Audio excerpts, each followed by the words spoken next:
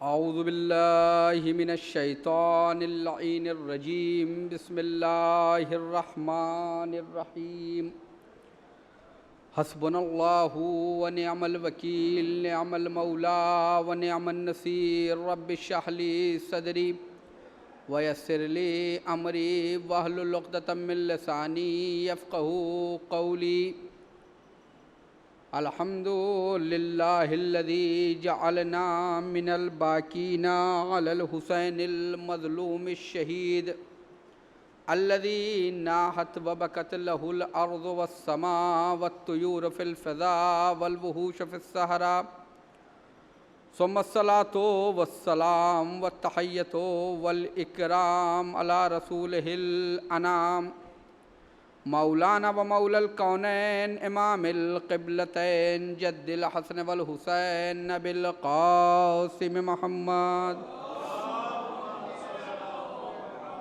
وعلى اہل بیتہ الطیبین الطاہرین المعصومین المظلومین ولعنۃ اللہ علی اعدائہم اجمعین من یوم ظلمہم وعداوتہم الى لقاء یوم الدین اما بعد فقد قال رسول اللہ صلی اللہ علیہ وآلہ وسلم ذکر علی عبادہ درود پڑھ دے محمد بزرگان مذہب و ملت برادران ایمانی امیر المومنین کے فضائل امام حسین علیہ السلام کی زبانی اس عنوان سے جس سلسلہ گفتگو کا آغاز ہوا تھا وہ آج اپنے آخری مرحلے میں ہے، اور حقیر نے حضرت سرکار سید الشہداء امام حسین علیہ السلام کے تاریخی خطبہ منی جو آپ نے سن 58 ہجری میں حاکم شام کی زندگی میں میدان منی میں ایام حج میں حاجیوں کے مجمع میں، اور اس میں خواص کا مجمع تھا جس میں صحابہ، تابعین، تابعین اور رؤسائے قبائل اور علماء اور نامور شخصیات تھیں، ان کے مجمع میں نبی کے نواسے نے خطبہ دیا تھا۔ میں نے آپ کی خدمت میں عرض کیا کہ اس خطبے کے 4 حصے تھے۔ پہلے آپ نے حاکم شام کے مظالم کو بیان کیا کہ سنتیں پامال ہو رہی ہیں اور بدعتیں ایجاد ہو رہی ہیں۔ دوسری منزل میں آپ نے امیر المومنین کے فضائل کو بیان کیا، اور امیر المومنین کے فضائل کو وہی فضائل جو رسول اللہ نے بیان کیے تھے اسی کا اقرار لیا ہے۔ اور تیسری منزل میں امر بالمعروف اور نہی عن المنکر کو بیان کیا ہے، اور آخر میں امام عالی مقام نے علماء کی ذمہ داریوں کو بیان کیا ہے۔ عزیزان گرامی،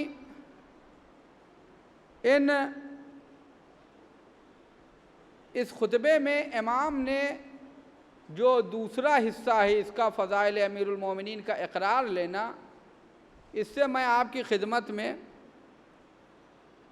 کچھ باتیں عرض کر رہا تھا، اگرچہ ابھی بھی کچھ باتیں رہ گئیں اور وہ ہو بھی نہ پائیں گی، لیکن بہرحال جہاں تک بھی اللہ نے توفیق دی کہ امام نے لوگوں سے کہا جو متوجہ، ان کو متوجہ کر کے کہا انشدکم اللہ، تم اللہ کو حاضر و ناظر جان کر اور تمہیں اللہ کا واسطہ دیتا ہوں، کیا رسول اللہ نے جناب سیدہ سے جب امیر المومنین کی شادی کی ہے تو جناب حمزہ و جعفر کے سامنے فرمایا تھا کہ فاطمہ، میں نے تمہاری شادی بہترین انسان سے کی ہے جو اول المومنین ہے، جو اول المسلمین ہے، جو پہلا مسلمان ہے، پہلا مومن ہے اور پہلا نمازی ہے۔ سب نے کہا ہاں یا رسول اللہ۔ دیکھیے عزیزان گرامی، فضائل وہی ہیں جو لوگوں نے سنے ہیں۔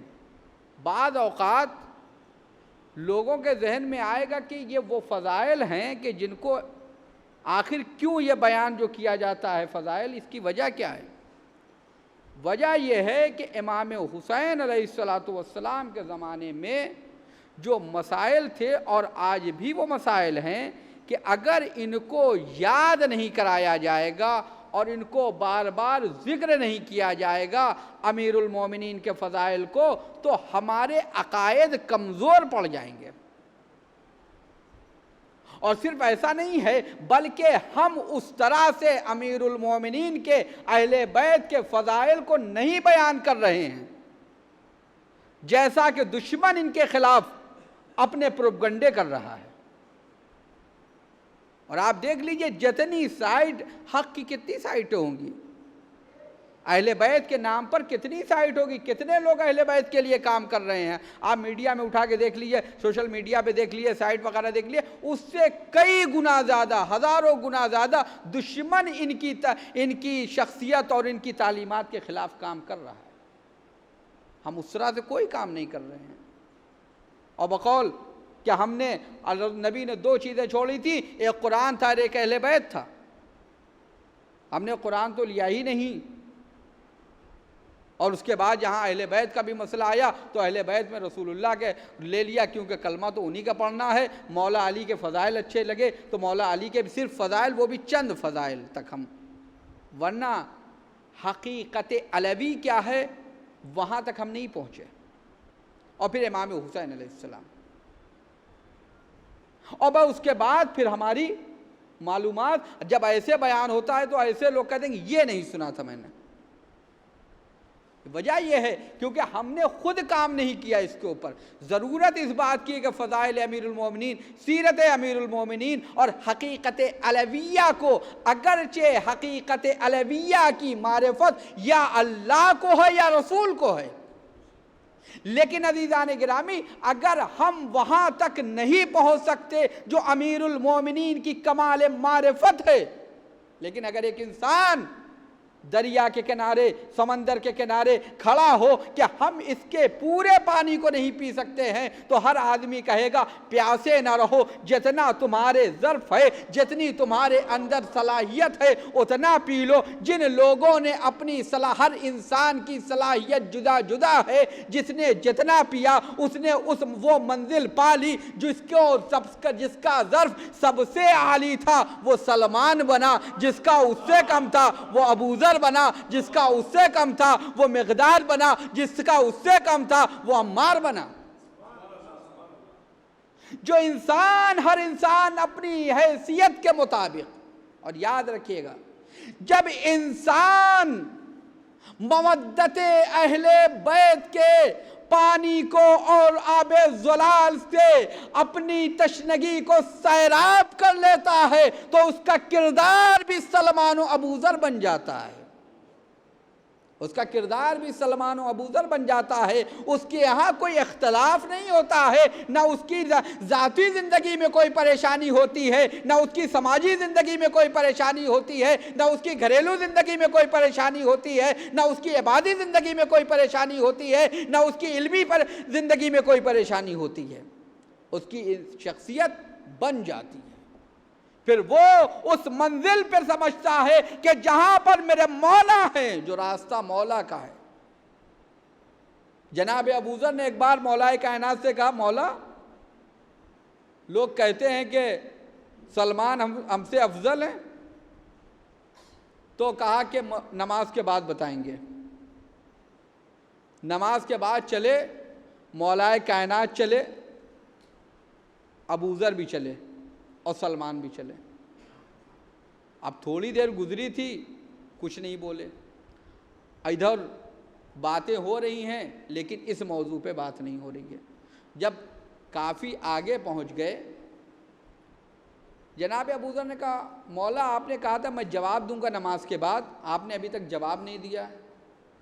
کہنے لگے ابو ذر یہ بتاؤ یہاں تک تم آئے ہو کتنے لوگ ہیں؟ ہم لوگ کہا 3 لوگ۔ کا نقش قدم کتنے ہیں؟ کہا 2 ہیں۔ کہا کس کا نقش قدم ہے؟ دیکھیں توجہ تو سنیے عزیزوں، کس کا نقش قدم ہے؟ آئے کتنے ہیں؟ کہا 3 ہیں، ہم ہیں، آپ ہیں، ابو ذر ہیں۔ کہا نقش قدم کتنے ہیں؟ کہا 2 ہیں۔ کہا کس کے؟ کہا آپ کا ہے اور میرا ہے۔ کہا سلمان پھر کیسے آئے؟ سلمان کے قدم وہیں پڑتے تھے جہاں علی کے قدم پڑتے تھے، سلمان وہیں پہ قدم رکھتے تھے جہاں علی قدم رکھتے تھے۔ اور ایک مرتبہ جناب سلمان فارسی کو مسلمانوں کی دوسری عظیم الشان شخصیت نے چھیڑتے ہوئے کہا، جناب سلمان کی داڑھی کو، سفید داڑھی، کہنے لگے یہ بتاؤ سلمان تمہاری داڑھی زیادہ اچھی ہے یا وہاں پہ وہ جو نجس العین جانور ہے جو سڑک پہ پھرتا ہے اس کی دم؟ اس طرح سے جناب سلمان کی توہین کرے۔ اگر ہم آپ ہوتے تو کیا کرتے؟ لیکن سلمان امیر المومنین کے خاص ہیں، اگر ہم ہوتے تو کچھ اور جواب دیتے، اس کا جواب برائی کا جواب برائی سے دیتے، لیکن جناب سلمان نے ایسا جواب دیا کہ سامنے والا مبہوت ہو گیا کہ اس نے کیا کہا۔ فرمایا کہ اگر یہ میری سفید داڑھی، سفید ریش مبارک اگر ہمیں پلے صراط سے صحیح و سالم گزار دے تو اس کی دم سے افضل ہے، اور اگر نہ گزار پائے، اگر ہمیں نہ گزار پائے تو اس سے برباد ہے، اس سے بدتر ہے۔ یعنی سلمان یہ بتانا چاہتے تم ہماری سفید داڑھی کو نہ دیکھو بلکہ اپنی بھی دیکھ لو۔ صلوات پڑھ دے محمد وآلہ محمد۔ یہ سلمان فارسی، یہ سلمان فارسی، جناب سلمان نے یہ جواب دیا، جناب سلمان نے یہ جواب دیا۔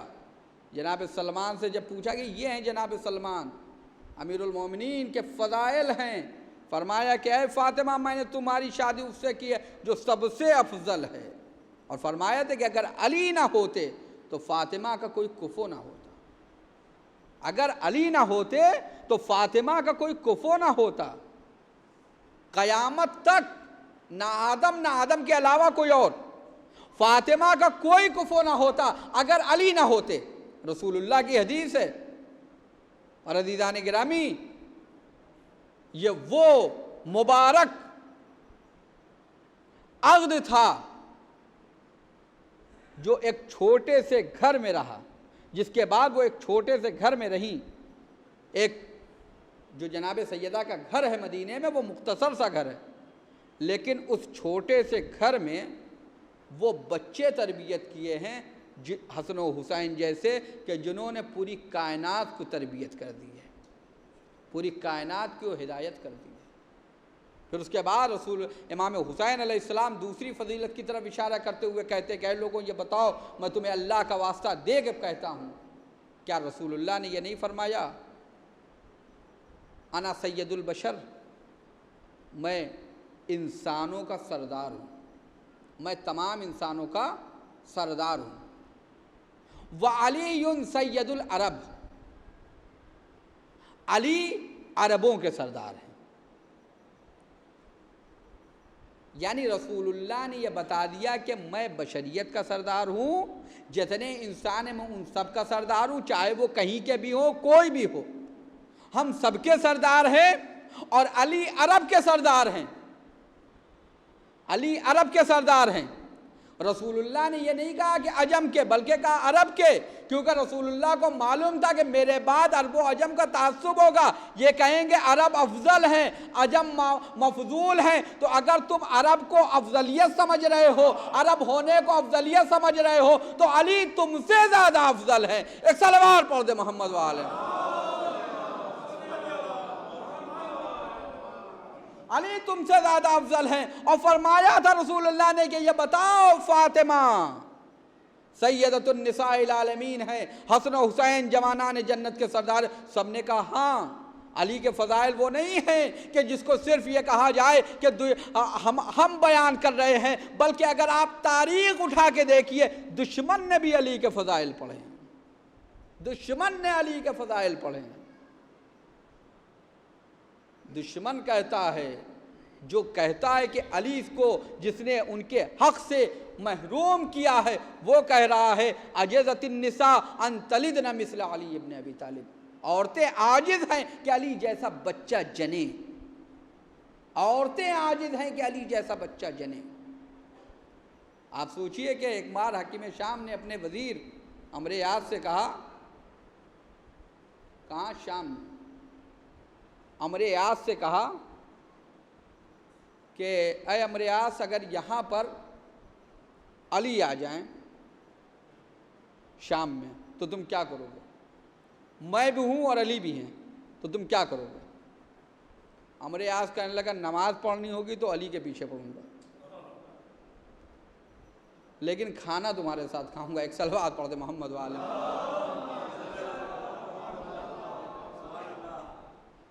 نماز علی کے پیچھے پڑھوں گا، کیونکہ علی کے پیچھے جو اگر دین چاہیے تو علی ہیں، اگرچہ دنیا بھی چاہیے تب بھی علی ہیں، اگر دنیا چاہیے تب بھی علی ہیں، لیکن حلال کی دنیا چاہیے تو علی ہیں، لیکن اگر حرام کی دنیا چاہیے تو دشمنان علی ہیں۔ ایک صلوات پڑھ دے محمد وآلہ۔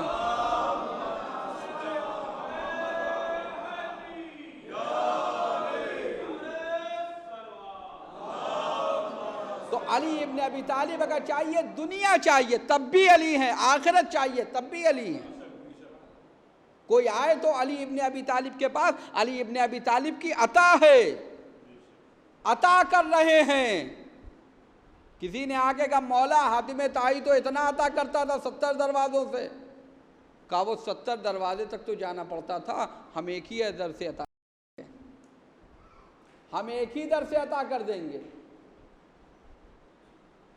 عطا کر رہے ہیں،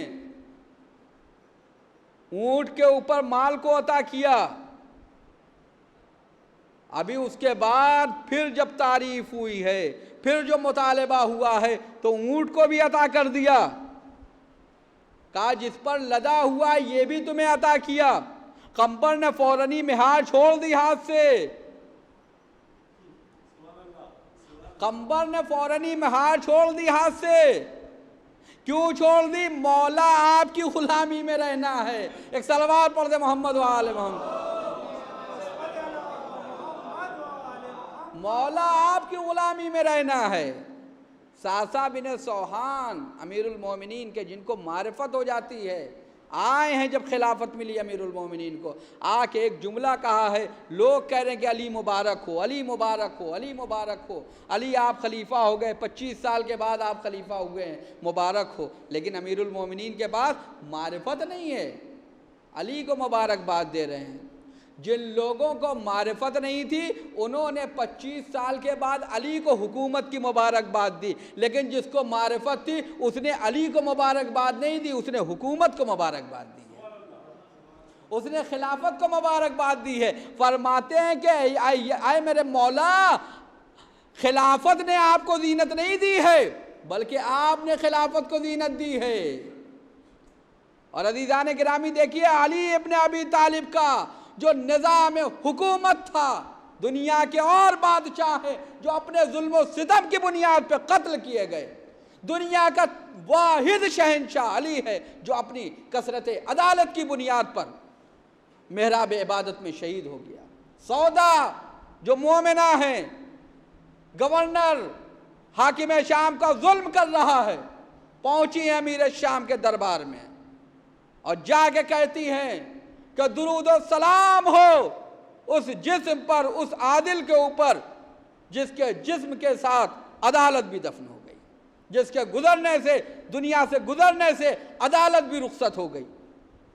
وہ کہتا ہے کہ کس کے بارے میں کہہ رہی ہو؟ کہا علی کے بارے میں کہہ رہی ہوں۔ کہا کیا ہوا؟ کہا علی کے گورنر نے ظلم کیا، میں نے جا کے کہا، مولا نے فوراً سن لیا، تیرا گورنر ظلم کر رہا ہے، تجھے اطلاع ہے، پھر بھی تو کچھ نہیں کر رہا ہے۔ فوراً ہی اس کو معزولی کا نامہ لے لیا، لیٹر، اور لے کے پہنچی اور کہا دیکھو میں نے کہا تھا کہ میں علی والی ہوں، تجھے معزول کروا کے رہوں گی تو معزول کروا دیا۔ کہا کہ میں علی کے پاس پہنچی، علی نماز کے لیے جا رہے تھے، کہا کہ اس کے اوپر خلق خدا پہ ظلم نہ ہو۔ یہ ہے امیر المومنین نے جو حکومت قائم کی ہے، اس حکومت میں آپ دیکھ لیجئے نہ جناب عقیل کو کوئی عہدہ دیا ہے، نہ جناب امام حسن اور امام حسین کو کوئی حکومتی عہدہ نہیں دیا، ہاں جنگوں میں شرکت کی ہے۔ یہ نہیں کہ اولاد ہے تو لہذا پورے گھرانے کو حکومت میں شامل کر لو، نسلیں پلنے لگیں، یہ کام نہیں کیا ہے۔ بیت المال سے نسلیں پلنے لگے، یہ کام امیر المومنین نے نہیں کیا ہے۔ راوی کہتا ہے کہ میں امیر المومنین کے پاس گیا، جب حاکم شام نے پوچھا علی کے بارے میں بتاؤ، کہا کہ علی کے بارے میں کیا بتاؤں، جتنا خود لیتے تھے اتنا ہی قمبر کو دیتے تھے، اتنا ہی حسن و حسین کو دیتے تھے، حسن و حسین کا خرچ نہیں چل پا رہا تھا، پریشانی میں تھے، تنگی میں تھے۔ میں نے جا کے کہا فرزند پیغمبر ہیں، نواسہ رسول ہیں، کچھ بڑھا دیجئے۔ نہ صرف یہ کہ بڑھایا نہیں بلکہ غضبناک ہو گئے علی، غضبناک ہو گئے علی۔ امیر المومنین نے امام حسن و امام حسین کو بھی اس طرح سے جیسے دوسروں کو کہیں کا کسی کو گورنر بنایا، کسی کو کوئی عہدہ دیا، اس طرح سے اپنے بیٹوں کو عہدہ نہیں دیا ہے۔ دنیا ایسی مثال کہاں لا کے دے گی؟ اگر کہیں کچھ اور ہو جاتا، دنیا کا کوئی حکمراں ہوتا تو باپ صرف آخری سائن کے لیے ہوتا، بقیہ سب گھر والے دیکھ رہے ہوتے، آخری سائن آخری منظوری کے لیے ہوتا، بقیہ سب گھر والے دیکھ رہے ہوتے، بیٹے آگے بڑھ کے دیکھ رہے ہوتے، بھائی آگے بڑھ کے دیکھ رہے ہوتے، بھتیجے آگے بڑھ کے دیکھ رہے ہوتے، رشتہ دار آگے بڑھ کے دیکھ رہے ہوتے۔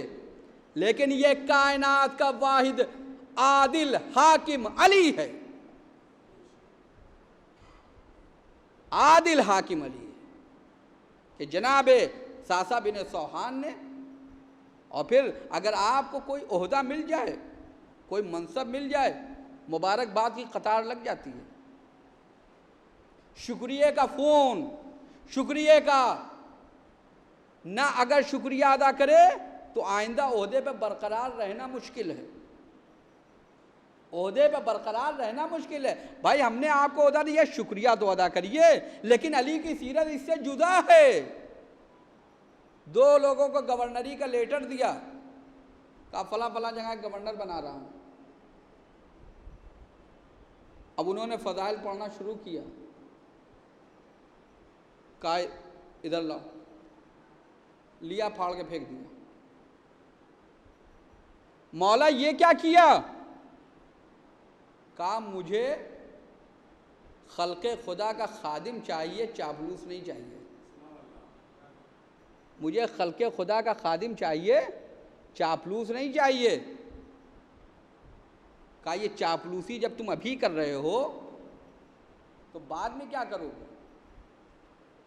بعد میں کیا کرو گے؟ مجھے چاپلوس نہیں چاہیے، مجھے خادم چاہیے جو خدمت گزار ہو۔ کیسا؟ جیسے جناب مالک اشتر تھے، مالک اشتر تھے، جناب مالک اشتر کی شہادت کے بعد فرماتے ہیں کہ مالک میرے لیے ویسا ہی تھا جیسے میں رسول اللہ کے لیے تھا۔ کیسے تھے مالک اشتر؟ صرف مالک اشتر بہادر تھے، مالک اشتر کی گھوڑوں کی ٹاپوں کی صدا سے حاکم شام اپنے خیمے میں لرزہ اندام تھا، ایسے بہادر سے مالک اشتر۔ لیکن مالک اشتر گزر رہے ہیں ایک راستے سے، کوفے میں مولا علی کی فوج کے کمانڈر ہیں، مولا علی کے بعد سب کچھ عہدہ مالک کے پاس ہے، سب کو مشاور ہے مولا علی کے، مولا علی سے بالکل نزدیک ہے مالک، گزر رہے ہیں، چند لڑکے کھڑے ہوئے ہیں، کسی نے جناب مالک کی اوپر چہرے پر اپنا لعاب دہن ڈال دیا۔ جناب مالک اشتر اتنا بہادر، اتنا سورما، لیکن اس کے بعد چپ چاپ چلے گئے۔ جب آگے بڑھ گئے، لوگوں نے اس لڑکے سے کہا تم نے کیا کیا ہے؟ یہ کون تھے؟ یہ کون تھے؟ کس کو کیا کہا؟ کہا یہ کون تھے؟ کہا یہ امیر المومنین کے لشکر کے کمانڈر مالک اشتر ہیں۔ اب یہ دوڑتا ہوا مسجد میں آیا تو کیا دیکھا کہ مالک اشتر نماز پڑھ رہے ہیں۔ نماز ختم ہوئی، کہا مجھے معاف کریے گا، میں نہیں پہچان پایا۔ مالک اشتر نے کہا کہ میں تیری ہی مغفرت کی دعا کرنے کے لیے یہاں آیا تھا۔ یہ دیکھو نماز پڑھی ہے میں نے تیرے لیے پڑھی ہے، تیری مغفرت کے لیے۔ عزیزوں اگر آپ دیکھیے امیر المومنین کی سیرت اور امیر المومنین کے کردار اور امیر المومنین کی سیرت اور جو عمل کیا ہے، اگر وہ آج ہمارے سماج میں داخل ہو جائے تو کیسا ہے۔ کوفے میں قوم سمود کے کچھ افراد رہتے تھے، وہاں پہ پتہ چلا کہ فرات میں کافی پانی ابل آیا ہے، لوگوں نے آگے شکایت کی، امیر المومنین اپنے گھر سے نکلے تو یہ جو قوم سمود کے کچھ لوگ جو بچ کے آئے تھے کوفے میں رہ رہے تھے، ایک مرتبہ یہ لوگ نہیں پہچان پائے، امیر المومنین نکلے ہیں، چوراہے پہ 4 لڑکے کھڑے ہوئے تھے، 10-12 لڑکے، اور اس کے بعد انہوں نے امیر المومنین کی توہین کر دی۔ امیر المومنین کی توہین کی، جملے کسے؟ آپ دیکھتے ہیں ہمارے سماج میں بھی ہے کہ ہر چوراہے ہر گلی کے نکڑ پہ 4 لڑکے کھڑے ہوئے ہیں اور وہاں پر جو گزر رہا ہے اس کی توہین ہو رہی ہے۔ امیر المومنین کے زمانے میں بھی یہی ہوا۔ امیر المومنین نے کیا فرمایا؟ یا بقیت السمود، اے قوم سمود جو عذاب الہی میں گرفتار تھی، وہ جو بچ گئی ہے وہ تم ہو۔ وہاں پہ بہرحال کچھ بزرگ لوگ آئے، اس کے بعد کہا مولا معاف کر دیجئے۔ امام نے فرمایا کہ میں کچھ شرائط کے ساتھ معاف کروں گا کیونکہ مولا حاکم ہیں، ظاہری حاکم بھی ہیں، تلوار اٹھا سکتے ہیں، سزا دے سکتے ہیں۔ کہا آپ امیر المومنین ہیں، آپ معاف کر دیجئے۔ کہا میں معاف کروں گا لیکن کچھ شرائط کے ساتھ معاف کروں گا۔ کہا کیا شرائط ہیں؟ امیر المومنین نے فرمایا کہ ان لڑکوں سے کہو کہ یہ چوراہوں اور گلیوں میں اس طرح سے کھڑے نہ رہا کریں۔ آج حکومت ایسے قانون بنا سکتی ہے جو عادلانہ قانون، تاکہ لوگوں کی ناموس، بہن بیٹیاں محفوظ رہیں اور لوگوں کی عزتیں باقی رہیں۔ کہا گلیوں اور سڑکوں پہ کوئی لڑکا کھڑا ہوا تمہارا نہ دکھے، اور تمہارے گھروں کے گندے پانی سڑک کے اوپر بہتے ہوئے نظر نہ آئے کہ جو بھی گزرے اس کو نجس کرتا ہوا جا رہا ہے۔ اور پھر اس کے بعد فرمایا کہ دیکھو تمہارے گھر کی کھڑکی دروازے ایسے نہ ہو کہ دوسرے کے گھر کی بے پردگی ہو۔ یہ شرائط رکھے امیر المومنین نے اپنی حکومت میں۔ شاید اگر ان حکومتی نظام پر ایسا پاک و پاکیزہ نظام کہاں ملے گا؟ اگر لوگوں نے غدیر کو مان لیا ہوتا تو اس طرح کے نہ جانے کتنے پاک و پاکیزہ قوانین آج سماج میں ہوتے، دنیا میں ہوتے، اور خدا لعنت کرے ان لوگوں کے اوپر جن لوگوں نے بشریت کو غدیر کے آب زلال سے روک دیا ہے۔ اسی لیے جناب سیدہ نے فرمایا کہ اگر حق کو ان کے اہل کو دے دیا جاتا تو قیامت تک 2 لوگوں میں بھی اختلاف نہ ہوتا۔ ایسے قوانین ہوتے، ورنہ علی کے علاوہ جو قوانین ہوئے ہیں وہ ایسے ہیں کہ جس میں ظلم ہو رہا ہے، ستم ہو رہا ہے۔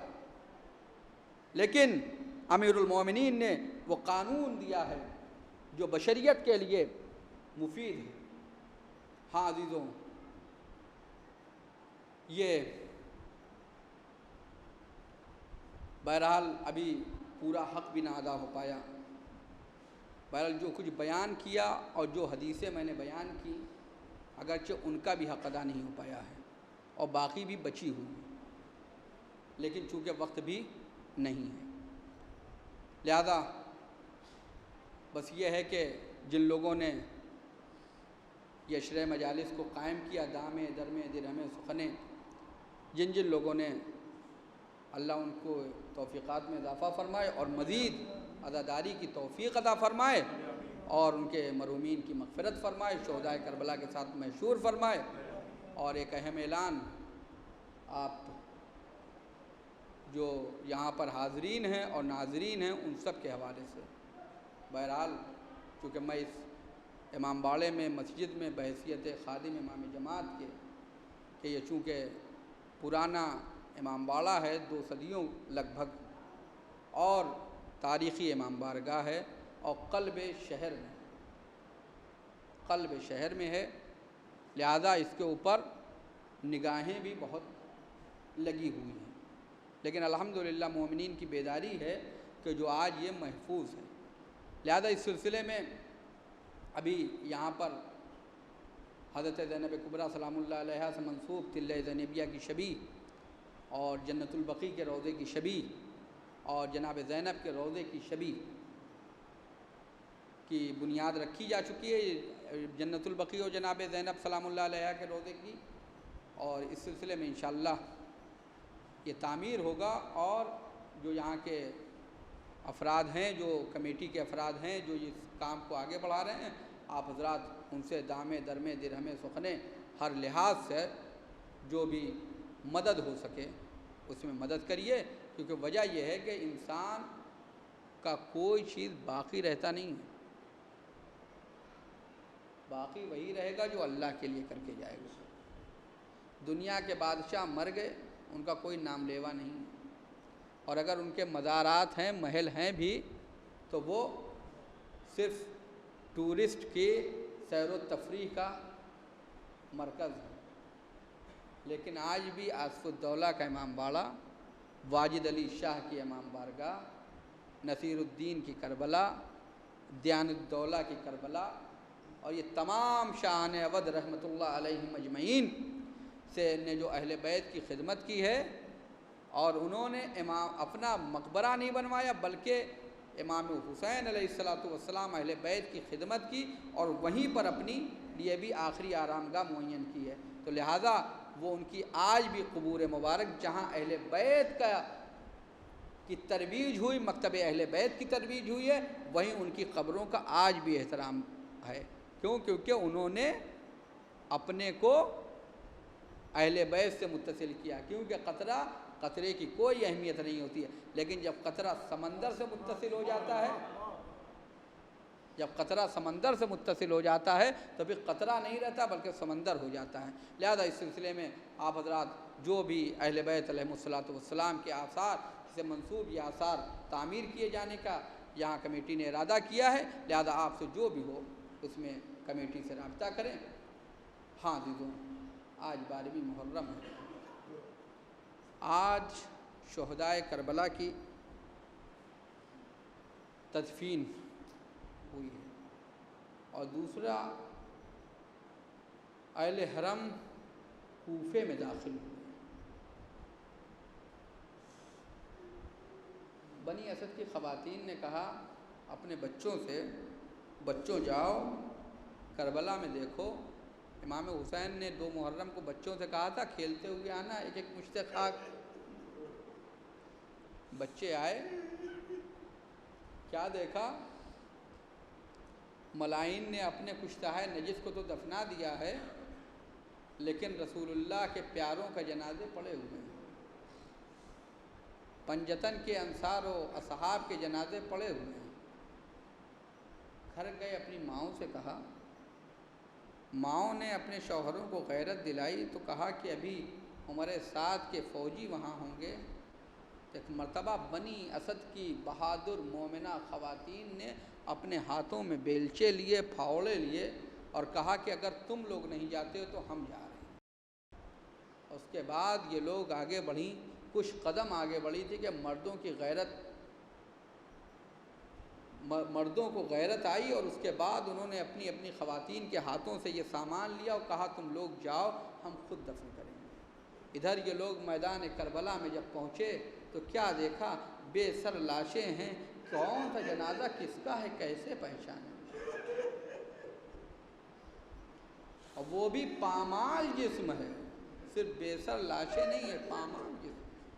انسان تصور کرے، ایک مرتبہ کیا دیکھا کہ کوفے کی طرف سے گرد نمودار ہوئی ہے، کچھ ڈرے کہ یہ کون آ رہا ہے، تو ایک مرتبہ گرد چھٹی تو امام نے فرمایا باعجاز امام زین العابدین پہنچے ہیں، اے بنی اسد ہم آئے ہیں، کیونکہ معصوم کو معصوم دفن کرتا ہے۔ مولا بتائیے، ایک چٹائی منگوائی اور اس پہ شہدائے کربلا کو دفن رکھوایا، اور وہ گنج شہیداں، اور اس کے بعد ایک مرتبہ کہتا ہے ایک بنی اسد کا آدمی، مولا یہ لاشا اس سے خوشبو بہت آ رہی ہے، مولا اس جنازے سے نور بہت ساطع ہو رہا ہے، تمہیں نہیں معلوم میرے بابا نے دعا کی تھی، کیونکہ جون نے کہا تھا آقا تو نہ صحیح میں اپنے خون کو آپ کے پاک و پاکیزہ خون میں ملا دوں گا، یہ جون کا جنازہ ہے۔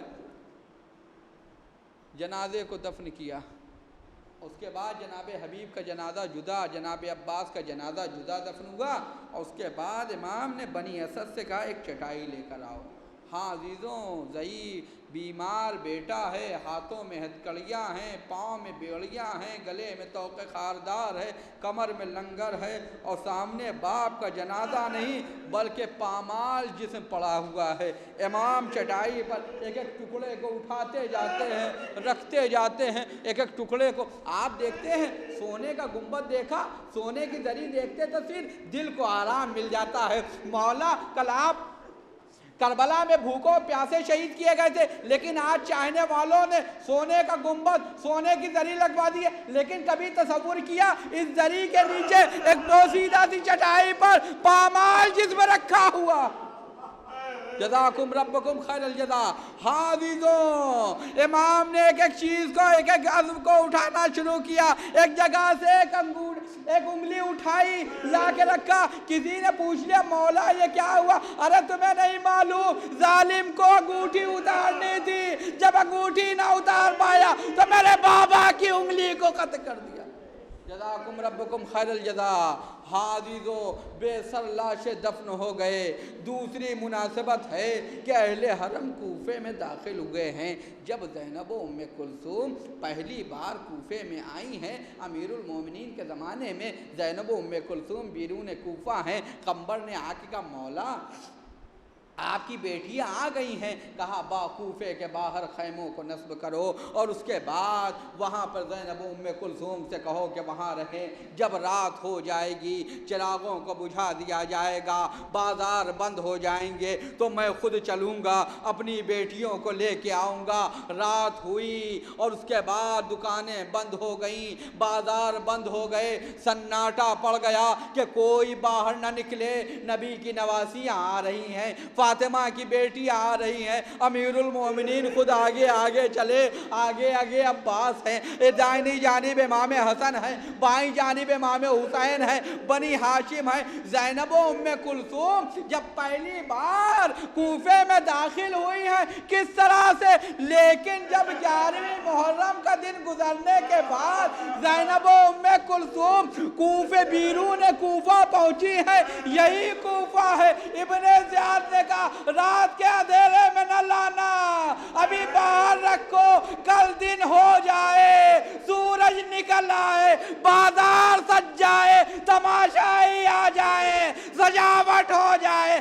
اب جو سجاوٹ ہوئی، اب جو بازار لگ گیا، منادی آگے آگے ندا دے رہا، اے تماشائیو تماشا دیکھو، نبی کی نواسی آ رہی۔ الا لعنۃ اللہ علی القوم الظالمین، سیعلم الذین ظلموا ای منقلب